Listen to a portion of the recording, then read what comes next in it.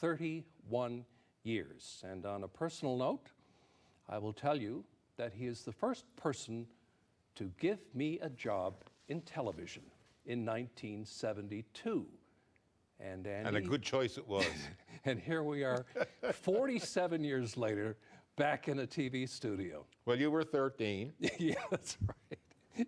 And you were 15. I was a bit older, yeah, 15. Yeah. I didn't know that you were born in Corner Brook, Yes. but I take it you didn't live there very long. No, we moved. My father actually, he started out. The family started out in Grand Falls, and he moved to Corner Brook. And Mom was a penny in Corner Brook, 22 West Street. Yeah. So they married, and then we moved to Stephenville Crossing. Oh. And in '52 we moved to St. John's. Now your full name is Andrew Hillier Yes. Wells. Yes. Where does the Hillier come from? The Hillier comes from, I'm very proud to say that I have also a Salvation Army background. My father, they were so poor, my father's uncle took him in. He was a Hillier, Uncle Will Hillier. They were Salvation Army officers. Wow. So I was named after them. And of course, they were Salvation Army officers in the rural parts of Newfoundland out around Trinity Bay for 40 years. I mean, they lived a life of I suppose, poverty in the service of others, which is what basically the Salvation Army does. And I've never lost my love for and respect for the Salvation Army. And even though I'm not religious, I love the hymns. Well, I can see why you'd be pleased to have that name. Yes, oh yeah, no, yeah, yeah. Tell me a little bit about your mom and dad. Well, they were people of that period. Rural people that moved to St. John's, a lot of people at that time, and of course it was an ongoing process. I suppose it still is, moved from rural areas to more urban areas looking for opportunity, and I guess they decided Dad decided he wanted to try and make a go of it in St. John's, but it's a better education, I guess. I mean, I'm going back now, 1951, 52, these decisions were made, and they were ordinary, decent folk. We were taught to respect other people, tell the truth, don't leave a mess. I mean, I can tell you about another Wells family that I knew quite well. I'm sitting across from the son right here, the same kind of people. Your father and mother were outstanding people in their, in their way. I can tell you that. Now, you had a color TV, though. That really bugged me. We did have a color TV. The biggest color TV in Newfoundland. It was great. Yeah, I could never get the color to work right on it, but it was a color TV. It was a riot, just huge. Yeah. So I met you when I was about 10, and I guess technically you were probably still a teenager. But I saw you then as being a fairly happy-go-lucky, easygoing guy. Is that how you would describe yourself as a youth? I guess so.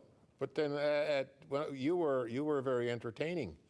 You were an outstanding, as I recall, a voice actor. I can remember A Christmas Story. I did a lot of and you did all the voices. Mimicking. Yeah, yes. you were absolutely brilliant. So. I did a lot of mimicking when I was a kid. Yeah, I was pretty easy going. I mean, I was never much good at anything, but I kept trying. Yeah. Now, I have known and do know a couple of people who went to high school with you. Mm-hmm. And they tell me that they remember you as being fairly outspoken in high school, especially in history class. Do you have any memories of that? Well, I always had an interest in history, and I don't recall being exceptionally outspoken. I mean, we were in the middle class. In those days, there was a smart class, a middle class, and a stun class. That's how it worked. I'm not saying it was right or politically correct, but that's the way life was. And you knew your place in the hierarchy, and I was in the middle class. Yeah. And I got through and worked my way through, and I got into some controversies, of course. I had opinions. I still have opinions, and I've never hesitated in expressing an opinion when the moment is right, and sometimes I do when the moment is definitely not right, but that's life. You went to MUN, and I take it you did a history degree at MUN, did you? Or I did a history degree, and then I took a year out I took, and I spent, your brother and I spent some time in Ottawa. And then, Yeah. yeah. Yeah, I was going to ask you about Yeah, that. yeah. And then That I was came back and did my education degree. Yeah, that was in 1967, 67. Canada's centennial year. Yeah, And yeah. they had something called the Confederation Caravans, Yes. which you worked on. Why Yeah. don't you just explain to folks what that was Well, about? this was an attempt by the federal government to educate Canadians about Canada's history on the occasion of its 100th birthday. Trudeau, the current Trudeau, didn't understand that it was the 100th birthday, which I found kind of amusing. But anyway, they put together these, I think there was a total of 6, and they spread them across the country. There's one in Newfoundland, one in the Maritimes, and I think Len went on to one in Ontario. That's I right, did yeah. Saskatchewan, Manitoba and Saskatchewan. So I spent 2 months aboard it, and it was basically a mobile, visual history of telling the story of Canada. And it was quite an experience. It was really interesting. Well paid to a government, you know. Did you learn anything on it? I was... Or did you already know? well, you can always learn more. That's right. Always learn more. Yeah. And it was a great experience. Great experience. So did you have to wear a uniform? Or Oh, yeah, something? you had a... Trying to picture what You you had looked a red blazer, a wine blazer, and gray flannels, and you had to wear a shirt and tie. It was, oh yeah, and you had to wear a beret. It was kind of fun. a beret. Yeah, we wore berets. Yeah, And yeah. I guess there was a maple leaf in there somewhere, was there? Or? Absolutely, a maple leaf on your Right. jacket. Yeah, Yeah. quite a yeah. So then you went back to university. Went back to Mon and I did an education degree. And while I was there, I applied for a job at the university was establishing education television then, so I applied for a job there as a student to train in Right. television technology at the time, and then I got offered a job as a production assistant, so I went to work full time in ETV. Right. Now, just explain to the folks what ETV was, because it doesn't exist anymore. No, I it's been gone for. It was an educational television center, and we developed working with professors televised programs to because the university was moving into remote communications, and so we used to package these programs, history and geology and psychology, and they'd be sent out around the island to various locations, and we did a lot of work within the university with professors who wanted to put their courses on video. So it was a kind of an interesting experience. So it was during that time that I became aware of your activities with the NDP party, because you ran for a provincial election as an NDP candidate, and I canvassed door to door for you. Right in 75. I did, yeah. I ran in 71. I remember having more than a few doors slammed in my face. I ran in 71. On Merry Meeting Road. Yeah, I ran in 71 out in Port aux Basques. That was a riot. I mean, that was really funny. And in 75, I ran in the old St. John's North District. I got 20%. Yeah, You know, that's not I bad. had a few Nothing to doors slammed in sneeze my at. face. But, Yeah. You know. A little bit of trivia I uncovered. Is it true that your name is on the Boyle Trophy? Yes. I was never any good at hockey, okay? Yeah. But you're on the Boyle Trophy. Well, My yeah, gosh, yeah. that's... I can lie about it, but I won't. I always tried out for the hockey team in school because I loved hockey, but I was never any good. Couldn't make the bloody team. But I never, it never scared me too much, obviously. Well, I wouldn't say obviously, but it didn't. But I kept at it. So when I started to work, they revived the old senior league, and I tried out for the Guards one year. I think it was 1974. And of course, by that time, a lot of the hockey players, the guys who were really good, had fallen out of shape. So I was in tremendous shape, and I was I had the capacity to survive running back, skating back and forth the ice, so I always ended up first, even though I was probably the worst skater. So I made the team, and we won the Ball Trophy, and You didn't do any damage. No. And I got my name on the Boyle You Trophy. got your name on the Boyle It's really ironic in a sense because Yeah. I was not a hockey player, although I loved the game. Yeah. Let's talk about your involvement with the labor movement. You were involved for about 15 years. Yes. Yeah. In various capacities. Yeah. So what did you take from that experience in the end? Well, I became very disillusioned with the labor movement, with the Canadian Union of Public Employees in particular. I was a local president, a regional vice president. I was a general vice president for Canada. I was a servicing rep. I organized, I think it was 2,600 workers around the province. I did certifications. I taught at labor school. I was an expert in it. I mean, I did my own arbitration cases, but the unions are, I know this is going to probably outrage some people who are watching, but unions are notoriously corrupt organizations. And as I moved up the hierarchy, I realized that certainly in the public, well, even in the private sector, unions they do a lot of damage to, I think, the social fabric, and people are going to be outraged by that, but that's how I feel. Let's talk about your entrepreneurial years. There was a period when you were getting involved in a few businesses. Yes. I know you had a bar on George Street. Yes, unfortunately. What was that experience Well, like for you think because you spent 25 years on the outside looking in, drinking, that you understand what it's like to run it on the inside looking out, and that's not the way it works. It's a very tough business, and I didn't last too long, and I paid for it. Yeah. You make mistakes. That's one of the ones where you are stubborn. You keep persisting when you should give up, and you just don't like to give up. Yeah. But anyway, it was. So was it literally a case of you thinking, well, geez, this can't be too hard. I think I'll have a go at this. That was. Say no more. Yeah, people have gotten into the restaurant business like that too.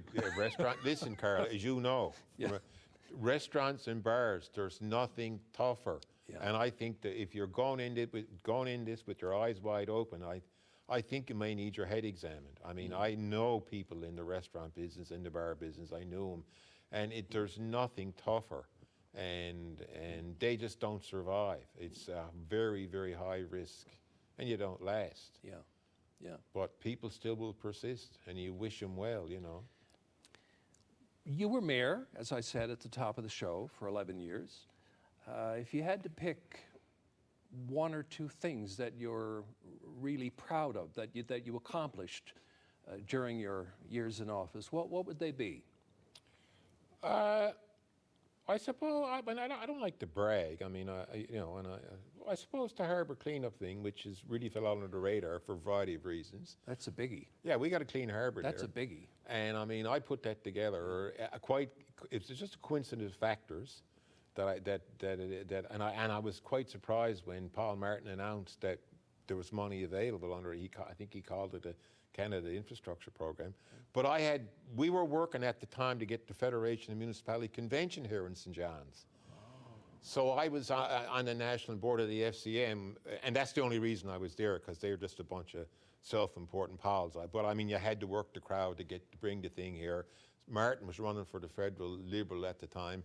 He came to St. John's, and I was doing my open line show, and I struck up a relationship with him, and so and then there was some things going on with Martin and Williams, so I was the back channel between. Martin was always calling me, wanting to know what was going on with Williams and yada yada. I mean, people don't know this stuff, but it was anyway. I developed a kind of a, and then one day it was announced that we had an infrastructure program. The city of St. John's was going to get a clean harbour, but by the time we got it done, I was out of office, and O'Keefe got the plaque on the wall. Not that that bothers me, and of course Harper was Prime Minister, so he wasn't interested in coming down for an opening of the official opening of the plant. I haven't even seen it. Haven't been over there. Yeah, but I can say that that was a situation where I was able to use the office to promote the public good, and it worked. So that was pretty good. The other thing I would probably mention, also unknown, with the oil industry, when the White Rose application was before the province approved the benefits, I took a strong stand at the time. The province was really upset with me because they thought I was going to, undermine the effort to get the thing approved.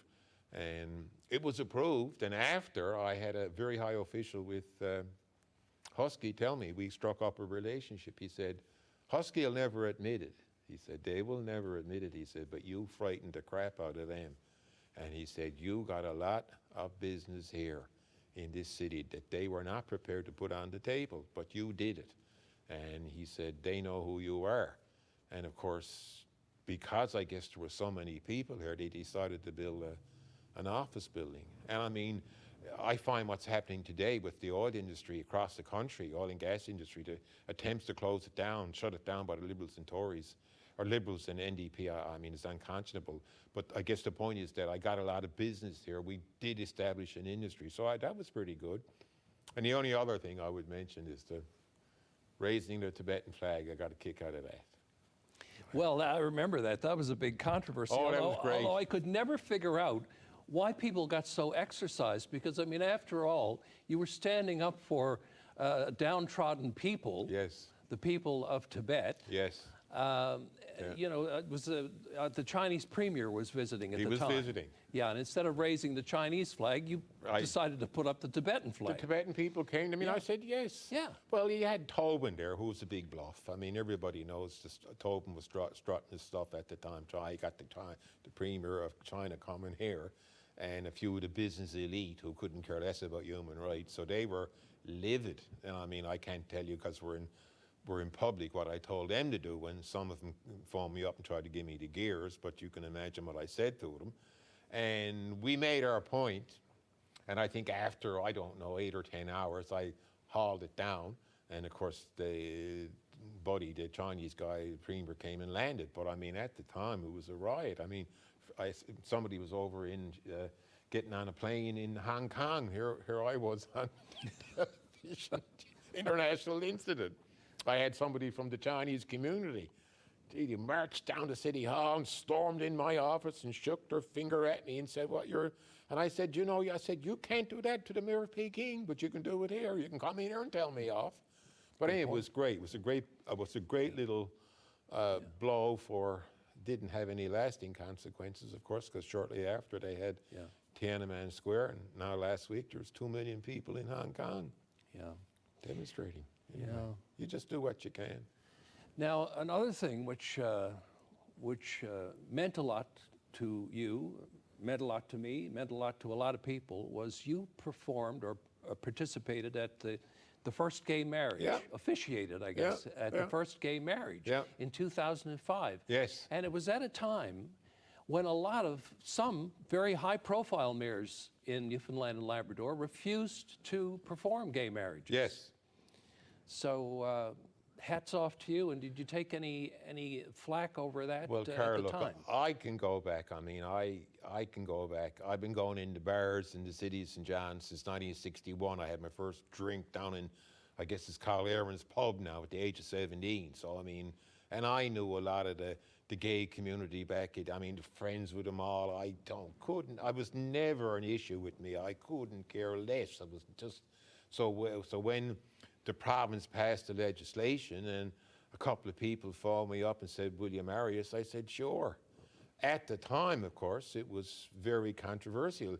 And yes, some of these mayors who are like to, one of them, I won't mention any names, but, went on to greater things, absolutely refused to have anything to do with it. So I presided at the first gay marriage, and of course, you can imagine some of the emails and phone calls I got. I am still burning in hell, but you got to do what you think is right. And I've never, I mean, I don't want to sound too pompous, but I've never hesitated when I think something is right to do what is right. I mean, that's the way you do it. Yeah. And it was a lot of fun. And I did a lot of gay marriages afterwards. I mean, it was among other marriages. One thing I wanted to ask you about, when you were on city council, when you were mayor, I guess, you were known for being quite boisterous in the chamber. I'm searching for words here. But a lot of the debates, the heady debates, the shouting matches, ended up on As It Happens on CBC Radio, and it became kind of a semi-regular thing. Oh, yes. On national, I guess it went national, I'm not sure. It went national. I wanted to ask you how you felt about that. I thought it was a riot. I mean, I had a following around the island when I was mayor. I mean, I had people I used to run into them, because everybody comes to St. John sooner or later. and you'd run into people. I mean, my favorite story, this lady was from Rose Blanche. She said she saw me out at, I guess, the Price Club or somewhere, and she came rushing over and she said, I just want to tell you, Mayor Wells, that my husband, she said, he gets home Monday evening, 5 o'clock with his half dozen, and he said he sits down and watches your council meeting. Oh, right. I said, ma'am, you got to work on him. But that was a common thing. It was watched around the island. Now, look, I don't suffer fools gladly, and I had a lot of pompous twits around me down there. That's as far as I'm going to go. And I mean, if I got something annoys me, not always the best of timing sometimes. But you never hesitated to call somebody a pompous twit to their face. And it was, or a buffoon or a bluff. Sure. I mean, it was, and a lot of times it was funny. But do you ever regret having? No, I mean, look what you got now. Look in the House of Assembly, for God's sake. The most boring, uninteresting. There's not a politician in there got a sense of humor. They're consumed by being politically correct, and all they're obsessed with is getting elected if they're not elected. If elected, staying elected, and whatever comes second or third is just incidental. I mean, to be in the House of Assembly, you got to be a sociopath, you got to be dumb, or some combination thereof. I mean, I wouldn't last an hour in there.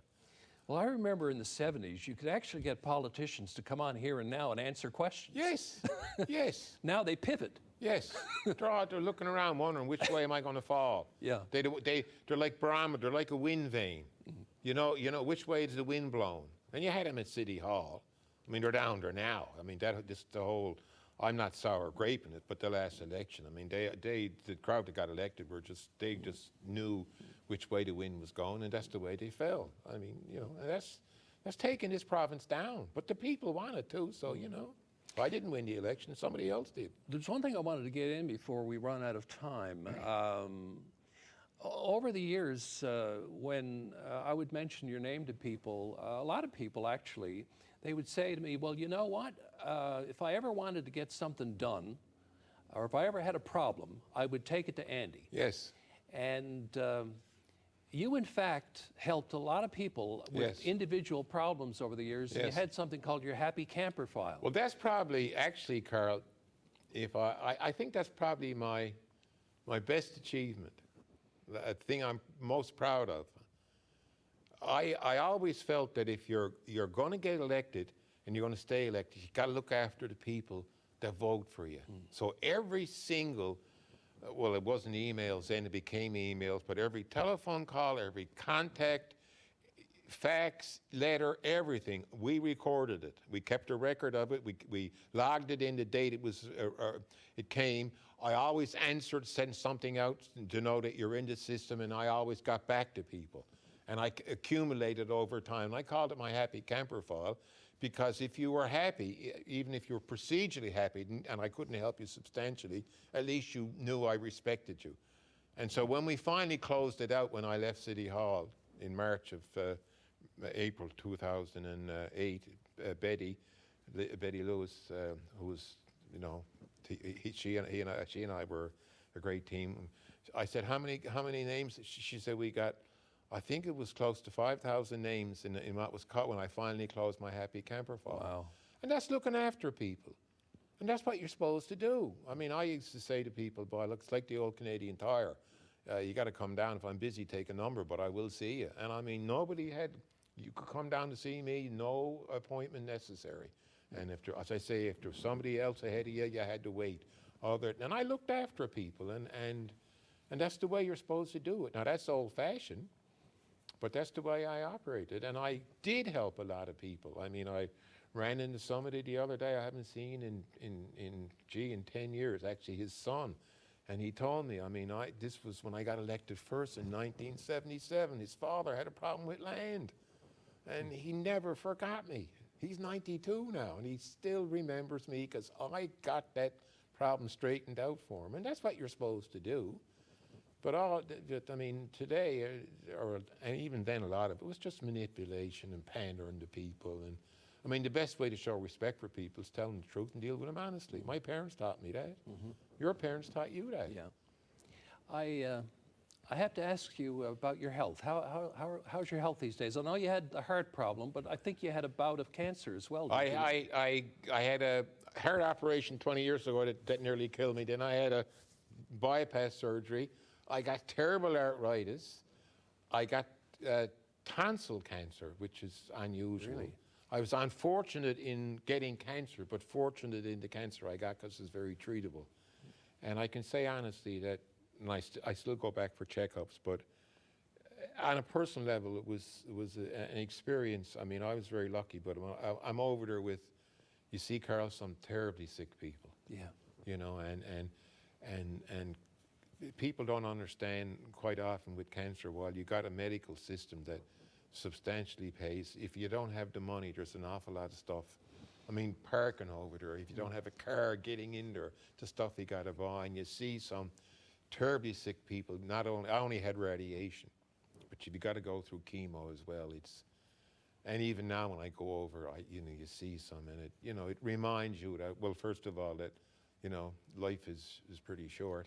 Yeah. And it reminds you that don't complain, because there's always some poor soul who's probably in a lot worse. So, you keep going. As Bette Davis said, old age ain't for Sissies. Ain't for sissies. or de Gaulle, I think I sent you the quote. De Gaulle said, life is la vie est immonde. I study French too. La vie est immonde is c'est un naufrage. Life is a shipwreck, and you're going to hit the Titanic moment, but you keep going till you do. Yeah. Well, let's stave it off as long as we can. Thanks. That's what we do. Thanks very much. Okay. Great chatting with you.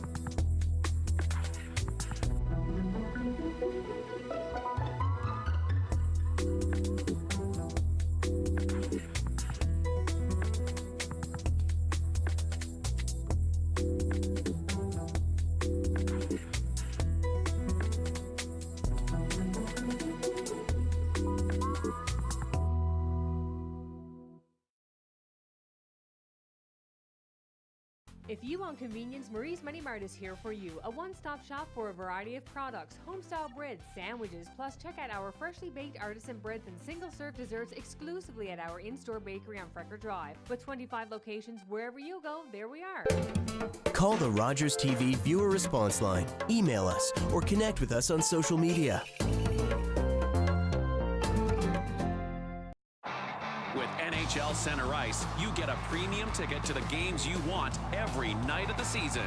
With up to 37 out-of-market games a week to choose from, you'll get more goals, more saves, more non-stop action from the teams you love.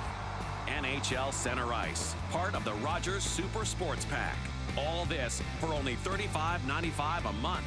Order through your remote on Channel 431 or call 1-888-ROGERS-1 today. I took this picture of my wife when she was near death, waiting for a liver transplant.